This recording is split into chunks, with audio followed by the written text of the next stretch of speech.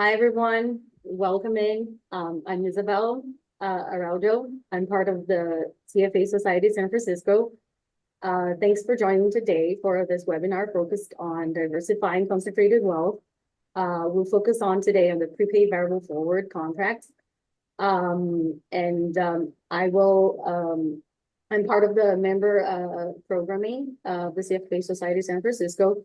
Happy to be in this webinar. I'm gonna now pass to Ken Fryer. He's one of the CFA Society board members. Hi, Ken. Thank you so much for joining us. He will be our moderator today, and we'll introduce our panelists. Hi, everybody. Yes, I'm Ken Fryer. I'm the Chief Investment Officer of Atlas Capital Advisors, a registered investment advisor, and at our shop, and I expect that at many of the wealth management shops represented in this call, a common situation with a client is that they have a concentrated position in a security that causes them to be high net worth individuals, and it's one of the most challenging problems in wealth management. We're fortunate today to have two experts on the topic that will be talking about managing concentrated wealth, and in particular the prepaid variable forward approach. We have Maggie Liu. She's a wealth advisor at Focus Partners Wealth, and she has over 2 decades of experience. And her career focus in part, has been developing strategies for high net worth individuals to minimize taxes, monetize and protect assets, maximize growth, and transfer wealth.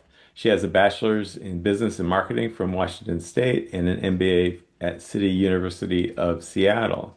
We also joined by Roy Hea, who is the head of derivative solutions and a partner at Fort Point Capital Partners.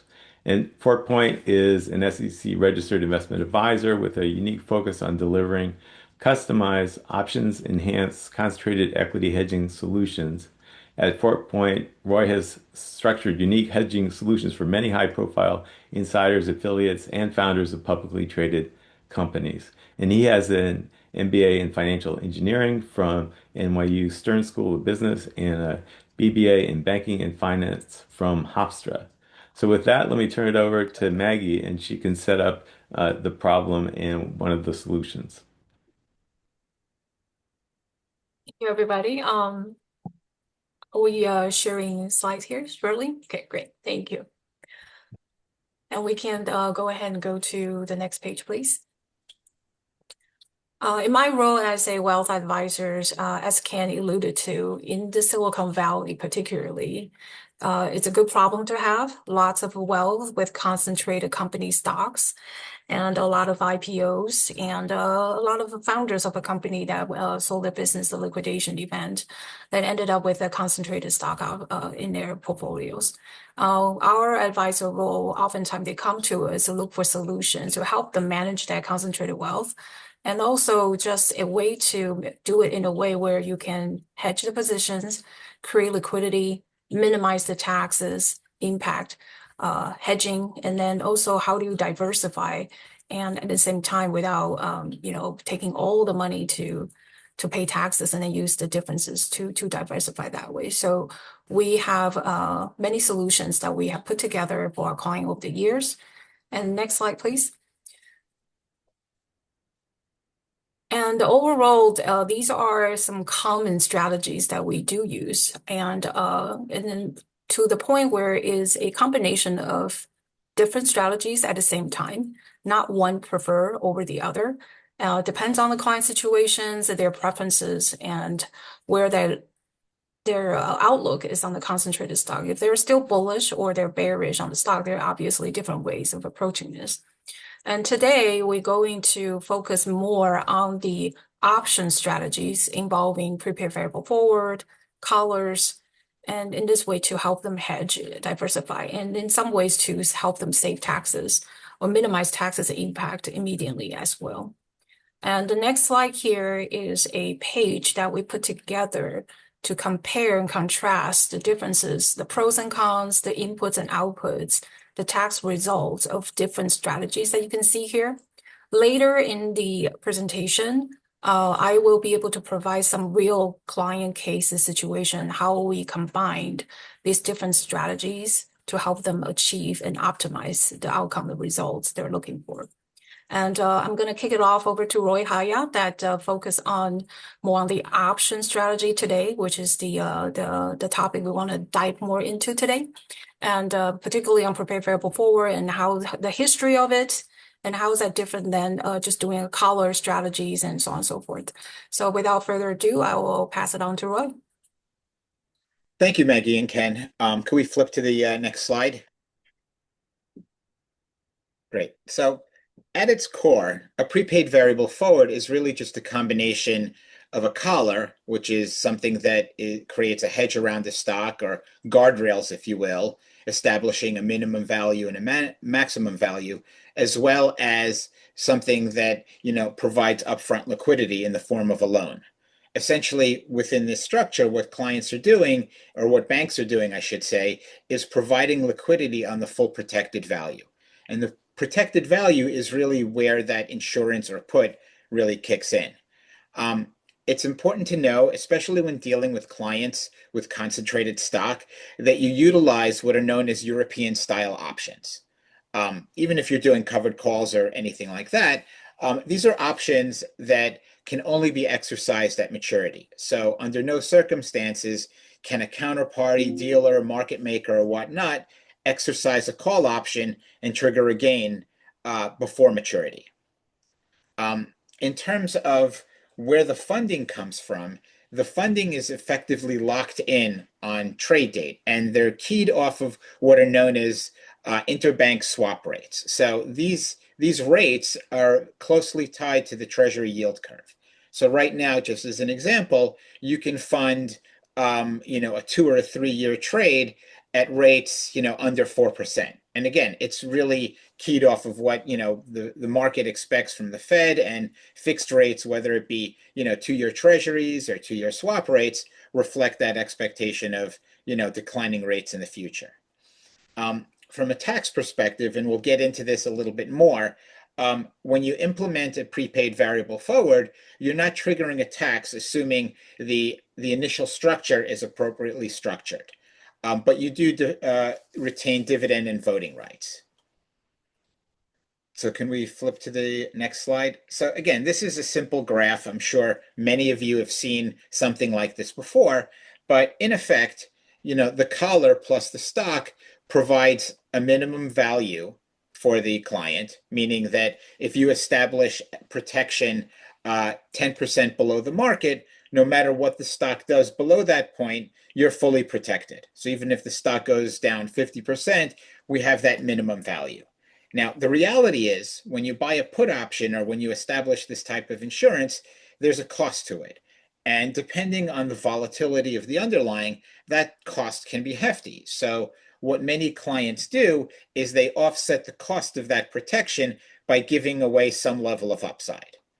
Many clients structure these such that the cost of the put is fully offset by the call option that you're selling, but these are totally malleable. So if you have a client that wants to establish protection at, say, 80% below the current market, you can structure this or design this to meet whatever expectations they have in the stock. You're not limited to something that's effectively a zero cost structure. So in this example here, you could see that, again, this is very rough, and you could see that we're establishing protection 10% below the market, and we're reaping the first 25% of upside.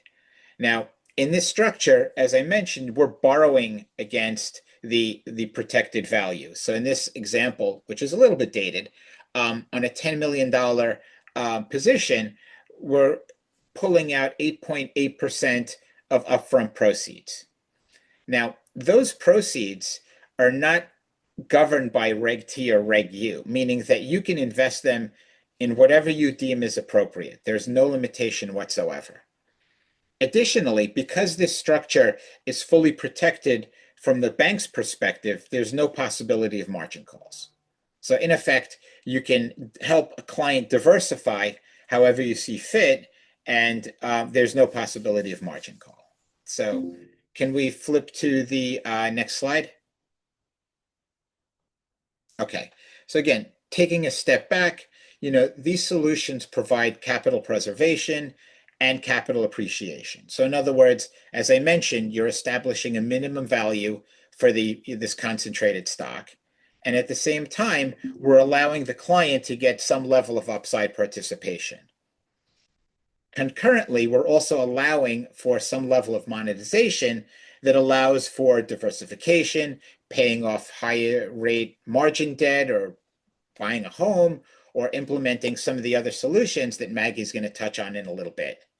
Now, you might think, and at least these solutions have been in the news more recently, these are not new. They've really come about really around since 1997 when the government instituted what's known as the constructive sale rules. So these have been very popular. And as a firm, we've implemented over 17 billion of these over the years. Can we flip to the next slide?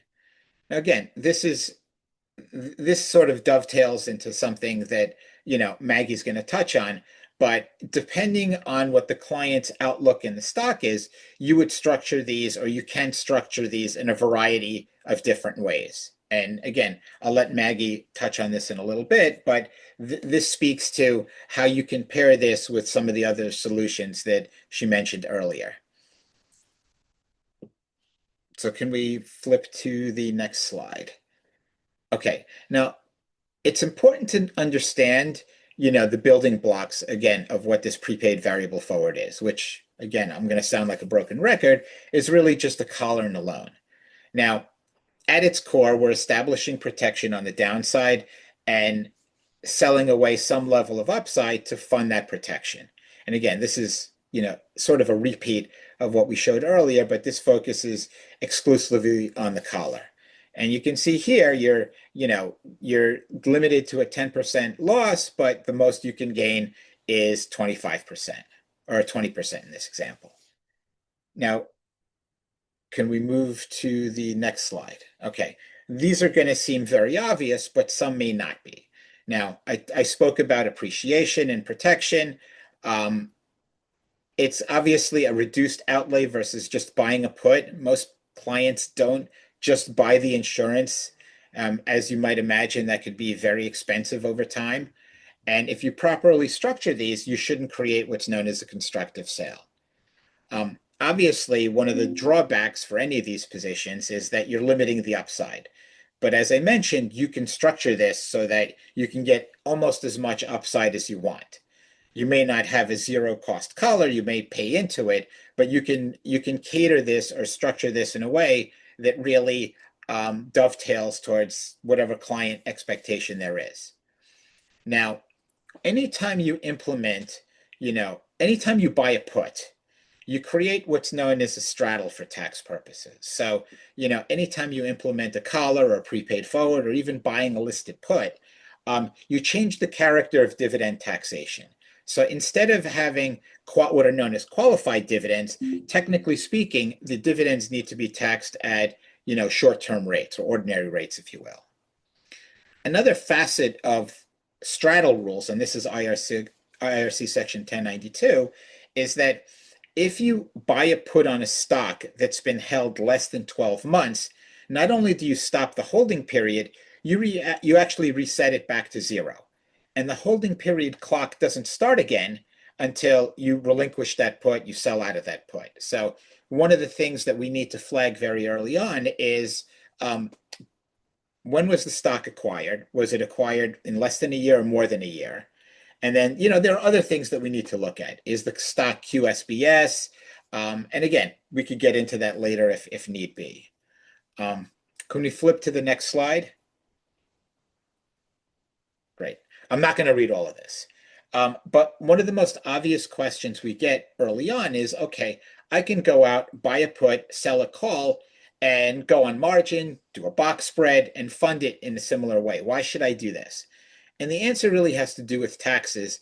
And again, it goes back to the straddle rules that I mentioned just a second ago. Now, the straddle rules apply to any stock that was acquired after 1984, which is probably most of the positions you're going to see. Now, let's walk through a simple verbal example. Suppose you have a client with $10 million of stock, and you can go out and, let's say, even if you use European style options, you can go out and spend $2 million on a put, and then you can turn around and sell a call that brings in $2 million.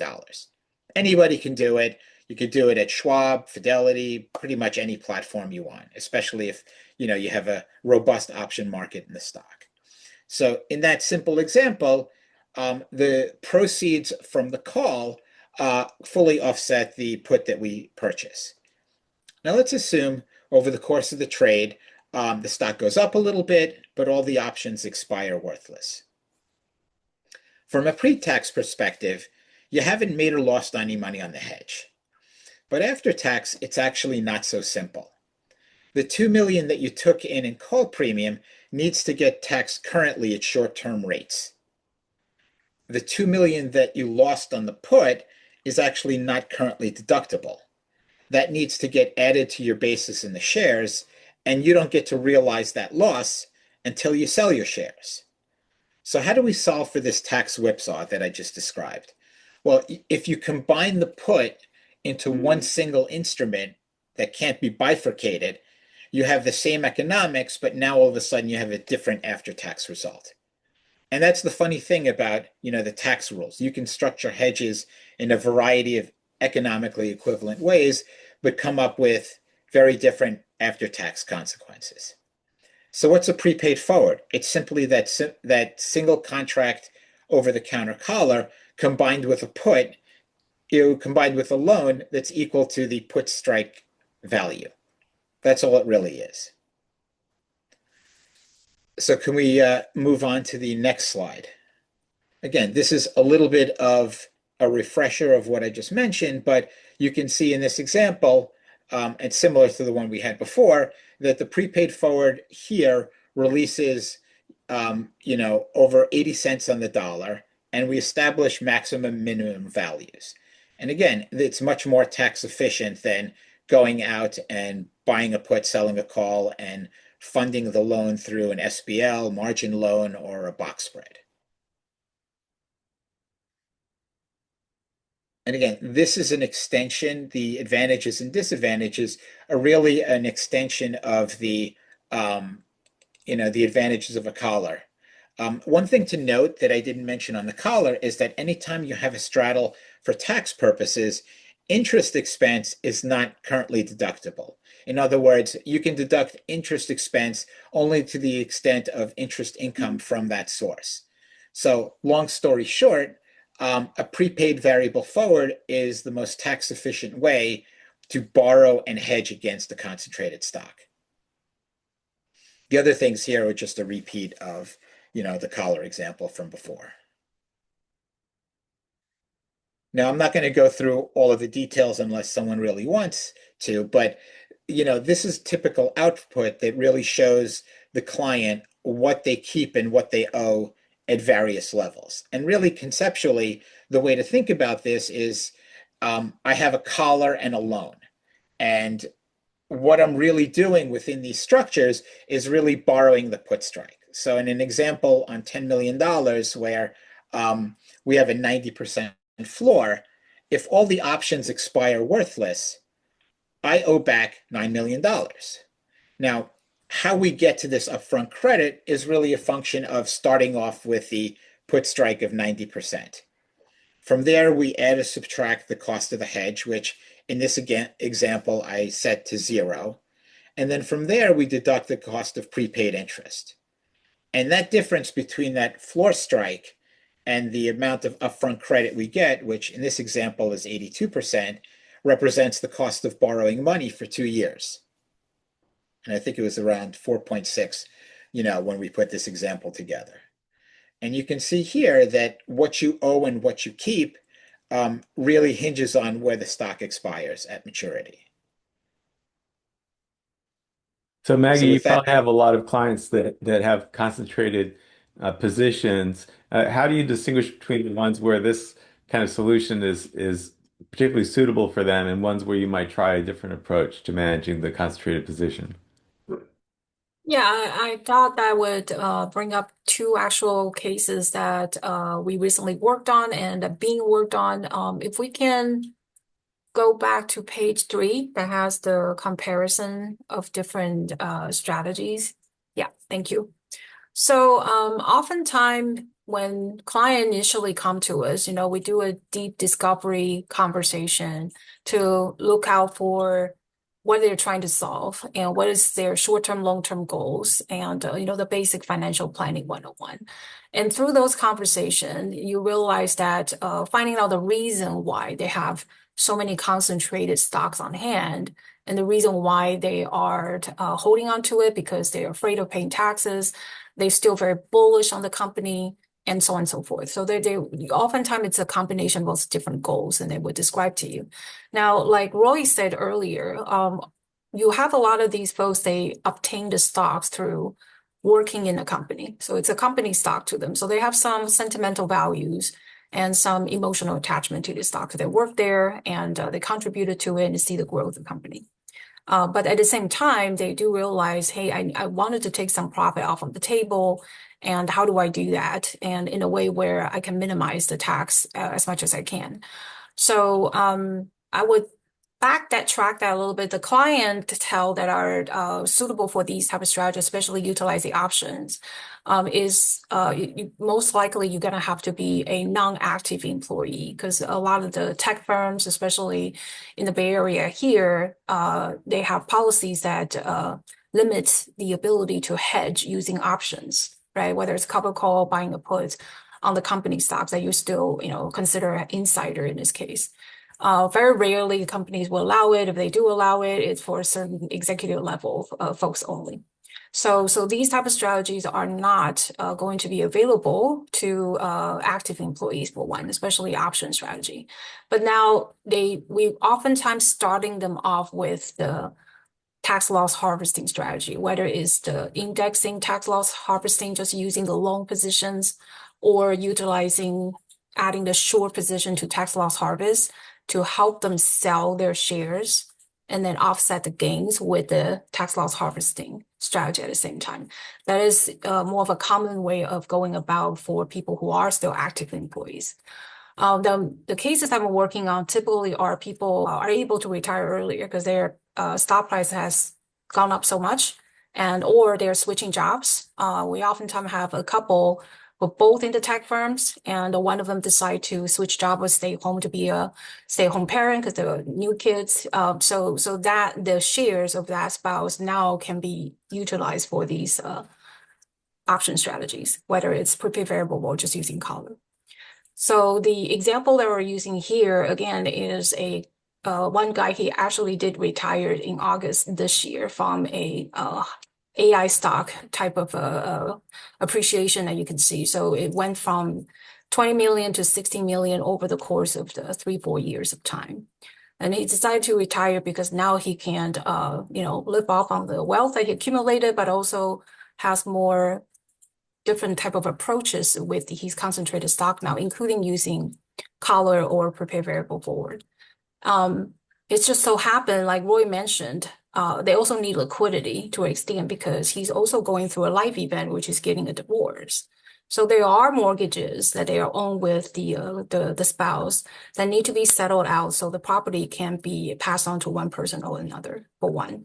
And they also have a portfolio loan that they took out about a year ago to use that to pay for taxes they owe by selling the stocks at the time because they couldn't do any option strategy just a year ago. So coming to us, obviously, we can help them with a lot of these strategy in combination. One, we're doing, let's say he has 20,000 shares of this one concentrated stock. We're doing half of that to generate enough of the upfront credit without incurring any tax consequences. We're going to use majority of that credit to, one, pay off the mortgage, and two, pay off the portfolio loan they took out. So that you're looking at about 2.5 million of the loan credit that we can help them resolve. And then they can split the property afterwards to facilitate the divorcing process. So that's one. And the rest of the credit that we're getting from the portfolio strategy is one, it's helping him hedging because now the stock has traded at the all-time high space. Now we're establishing a floor for him with still upside potential, but taking the credit out that we can now use that to invest in other asset classes that he or she currently doesn't have in the portfolio because it's all mostly just this one stock, US large cap. They don't have anything else, fixed income, alternative, private, none of those, right? So everything is very concentrated, not just in this one tech company, but also US location only. With the Well, additional credit, I'm sorry, go ahead. oh, Your yeah. question? While we're talking about suitability, can we have a question Mhm. that came in about what does kind of the minimum size for it to be feasible for someone to, engage in a transaction with this and deal with all of the, the complexities of structuring it? Yeah, so minimally per position per stock company is 1 million for utilizing the collar or the prepaid variable forward. Okay. What Roy did not go into too much detail about is that Roy and us work together because we're the advisor. Again, I mentioned this in the beginning. We put the holistic plan together and see which strategy we want to use based on this page that you see on sharing screen right now. And then we go to the professional manager like Roy that is going to help us facilitate the entire beginning to the end of this prepaid variable forward contract, which involves a blind auction process of sending out the size of the contract, the company, the trade, the floor and ceiling, the terms, 2 year, 3 years, or 5 years term to these different broker dealers that are out there. Okay. So they don't know who these people are. And they have, and again, the client you do this has to be accredited investors, that status as well. They will come back to us and help us negotiate and facilitate the best term out of these blind auction result. And then we as an advisor help clients choose which company we want to use, who's going to take care of the trade going forward. And Roy and his team will help with all the tax pre-calculations, the projections, if these option contract gets exercised, delivered, or another way to do this is roll it up into, if the price continue to go up, you can always roll it up into a new contract. So there's a lot of tax complexities in that too. And Roy's team is helping us advisor and the client to track and monitor continuously for this whole life of the contract, if you will. So, so again, back to the situation I was describing, that this contract does help with that prepaid variable forward credit. What do you do with the credit is what the client is most interested and needing guidance from us. Like I mentioned, we use that to solve some of the debt issue, pay off some of the credit, and the spot rate actually is lower than margin rate and the mortgage rate sometimes. And then they're able to separate the assets accordingly, and then use the residual credit to, again, diversify the portfolio to invest in something they currently don't have in their portfolio. So it really does have many multiple good advantageous approach to this.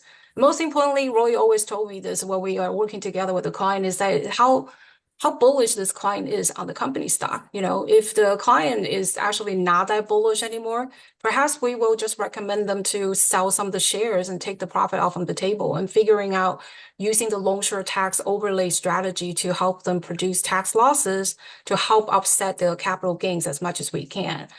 But oftentimes when we ask the client, they will tell us they're still very bullish on the company stock. They still think there's a long runway to go, but they want to have some protection and hedging and diversification along the way. Then this strategy is a great way to consider and educate them about.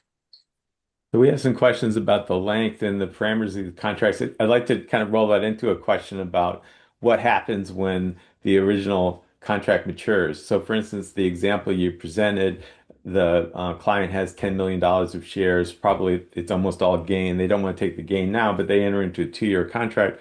What if the 2 years elapses and then they don't want to take the gain then either? So I'd like to address, well, what happens if they don't want to take the gain then? Are there any tax consequences at that point? Is that what normally happens? Like, do people normally roll these over or do they settle?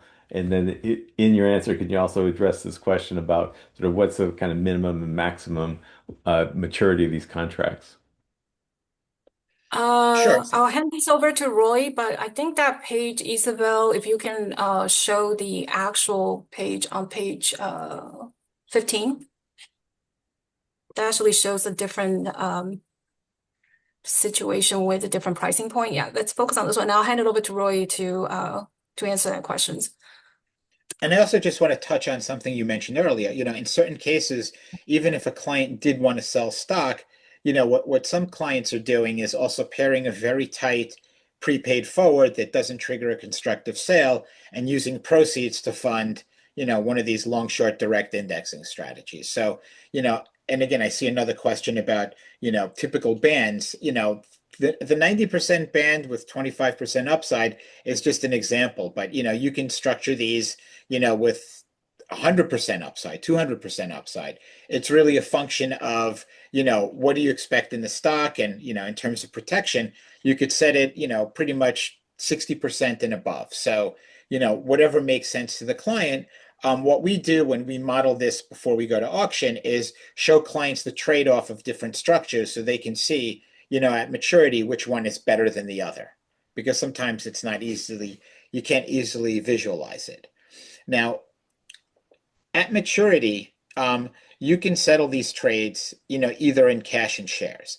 And the key question we always ask is when we're coming close to maturity or even before, is whether or not the client is bullish on the stock. If they're not bullish on the stock, let's say the stock had a tremendous run and, they're not, both the advisor and the client are not bullish anymore, it might make sense to just deliver shares and pay the tax. Now, how are these taxed? Because I know that's another question that often comes up. Anytime you deliver shares, from a tax perspective, it's as if you sold those shares delivered at the original upfront credit. So if we're below the floor and you owe all the shares back, it's as if you sold all the shares at this $8.2 million that you received upfront.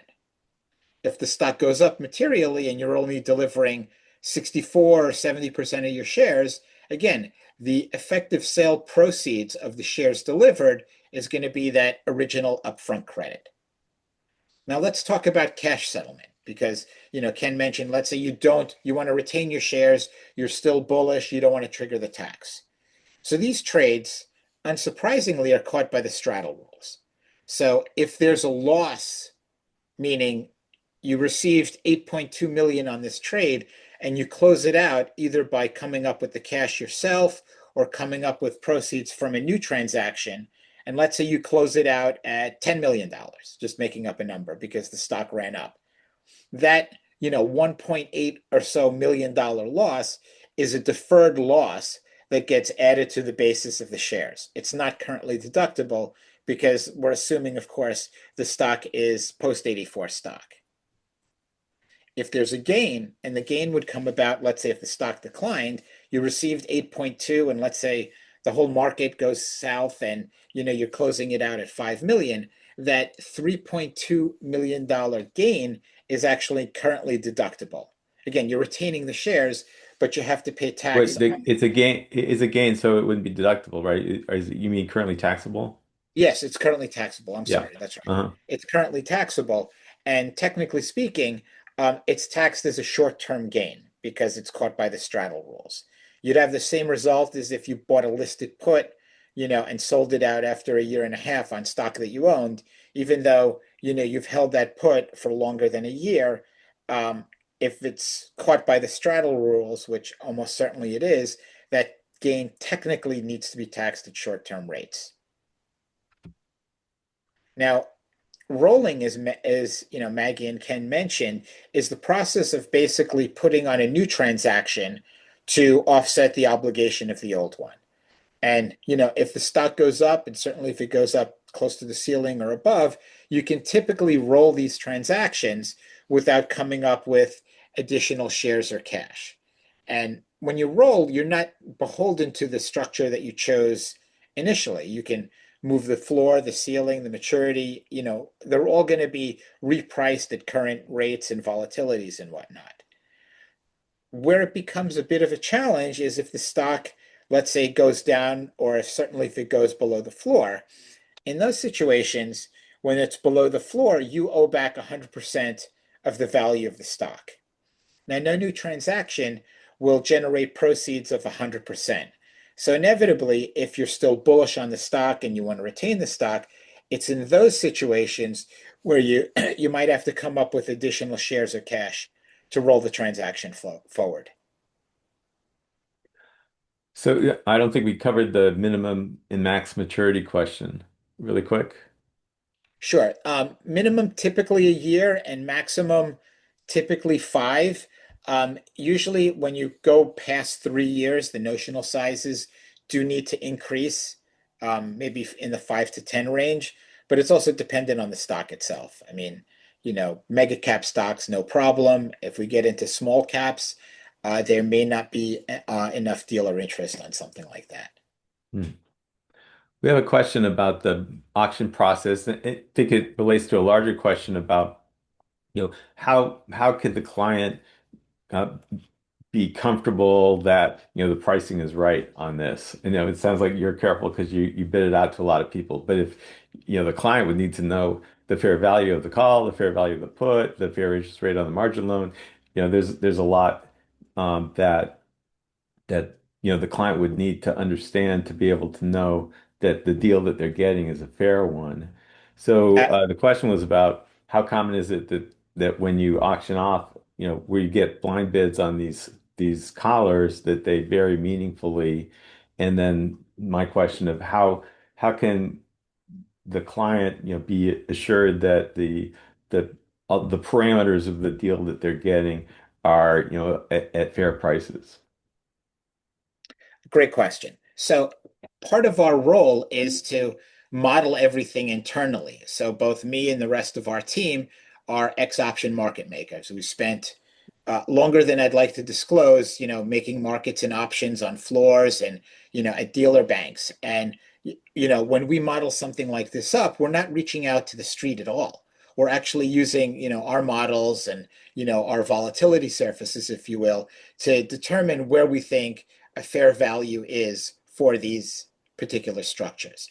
We tend to model things a touch conservatively because ultimately we don't know when or if we'll ever go to auction, but this is a guide. So assuming a client wants to move forward based on our expectations of a particular structure, we'll then, as you mentioned, run a blind auction.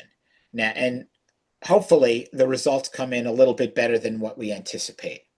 Now, inevitably, there's going to be a time difference between when you run an auction and when you actually execute a trade. And, that could be a week, it could be 2 weeks, depending on, how long it takes to onboard with a particular dealer. Part of our role is to ensure that the pricing, things, move with respect to volatilities, interest rates. Part of our role is to make sure that any changes in pricing are reflected in what we see. Meaning that if interest rates go down and that's a net benefit to the client, the pricing should improve. By the same token, if volatilities or there's a change in what's known as option skew that moves against the client, it's something that we feel is perfectly fair with what we see in the marketplace. So part of our role is to ensure that there's not going to be any games being played by the dealers. And the reality is we do about 200 million of this every single month. So dealers don't play games with us on this kind of stuff. What are some of the considerations that clients should have about potential things that could go wrong? Not that they're likely, but changes in tax law. The client needs changes their mind about what they want. Um, so, what are some of the things that just people, a well-informed client should be aware of with this structure? So although these are European style options, you can unwind these at any moment in time. I mean, there might be, depending on where you are in relation to the band, if the stock goes up and we're close to the ceiling with a year to go, um, you can roll the transaction forward, and the additional cost that might come will be a function of the time value of that call option that you're probably close to. And, we help clients evaluate that, shows when it makes sense to leave things be and when it makes sense to reset things, again, based on their outlook. If there's a change in the law, and look, these straddle rules, the straddle rules came into effect in 1984, and the constructive sale rules came into effect in 1997. And in 1997, the government said, oh, we're going to give you a bright line test of what constitutes a constructive sale. Well, guess what? They never did that. But the government gave an example in their congressional record of these rules that established what a band might look like. And there's been case law and whatnot of things to do and what not to do. We know things that you shouldn't loan out your stock to the dealer at the same time when implementing a hedge. If there's a change in tax law, and we had this with the Wyden proposal not too long ago, it's not going to capture, I should say this, it's extraordinarily unlikely that it's going to capture trades that were put on before the rule took effect. If anything, it would only be, things that are done going forward. We have a question about sort of the Port Point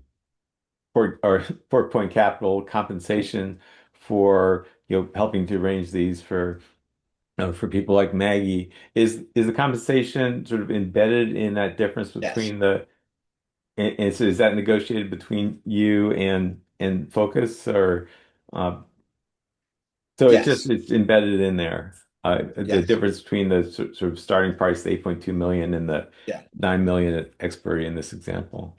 Yeah, and as Maggie mentioned, Okay. we're really there for the entire life cycle of the trade. We can, hmm talks with CPAs, we review materials throughout the entire life cycle of the transaction. We have a bunch of people wanting the slides. Are the slides going to be available to participants should they want them?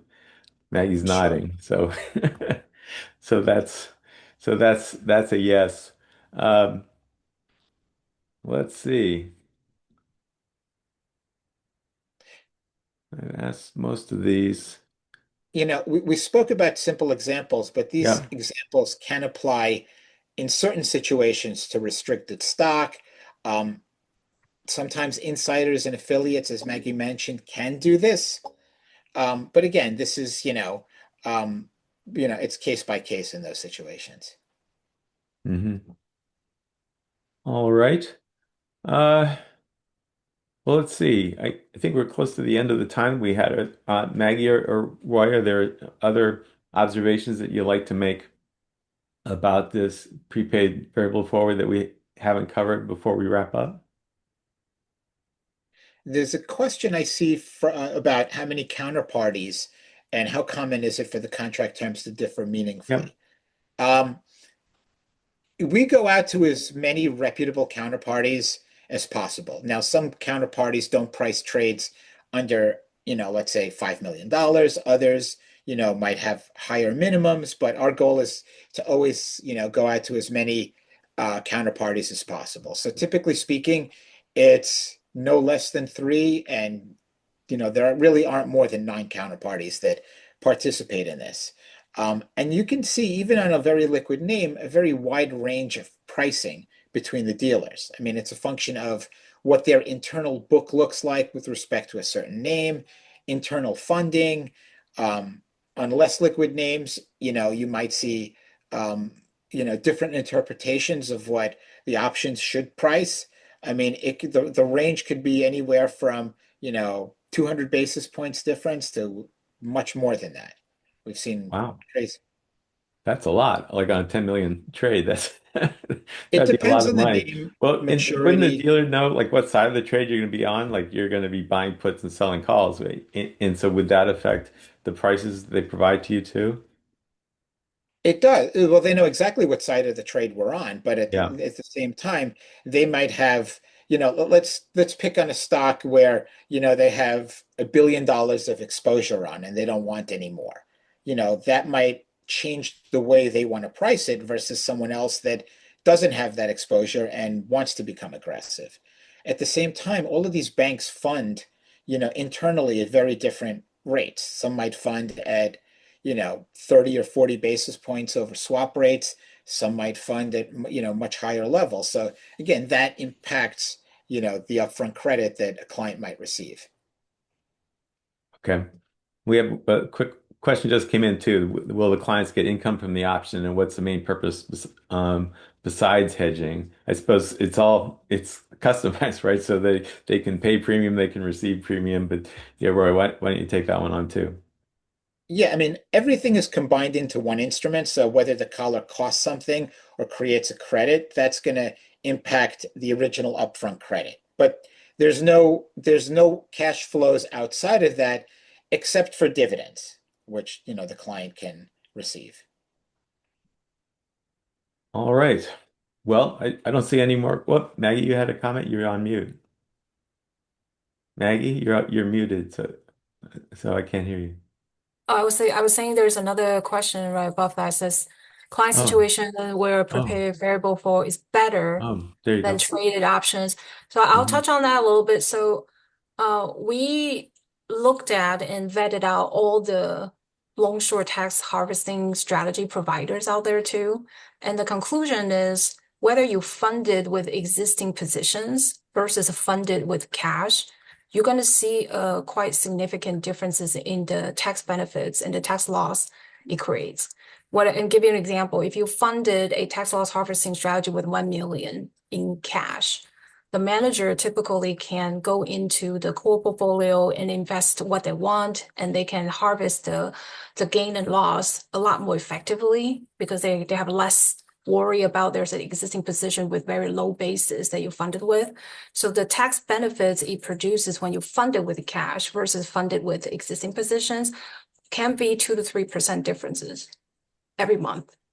So when you combine the prepaid variable forward strategy by taking the cash to funded the tax long short loss harvesting strategy, for example, you ended up with a hedged position with your concentrated stock.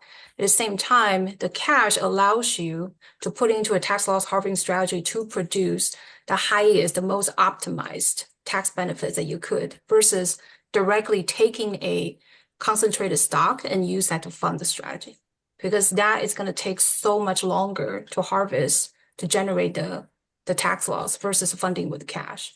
So a combination of the two actually is a really good way of utilizing both strategies, not one over the other. So that's how I would answer that questions. And also, if you just directly traded option, for example, like Roy mentioned earlier, the tax treatment on most of the option strategies are likely going to be short-term capital gain treatment. So income tax wise, if you just do a regular option strategy, which I've seen a lot of traders before they become an advised type of clients, they do a lot of option trades on their own. And then we review their tax returns and try to plan something better for them. It's like for the first time they realize they've been paying short-term capital gain taxes on those most options, the option income, capital call writing, selling puts, all short-term capital gain treatment. That you compare that with a tax analysis we can do for the client to say if you use prepaid variable forward, use that cash to generate the income or do the hedge, your tax result is going to be much optimized so much more than just directly doing option strategy and generating short-term capital gain income treatment, most likely. So that's how I would answer that question. But it's a good question nonetheless. Yeah. All right. Well, thanks, Maggie. I don't see any more questions. And so with that, on behalf of the CFA Society, I'd like to thank both of you, Maggie and Roy, for sharing your time and expertise with the members. Thanks very much. Thank you Thank you all. for having us. Thank you.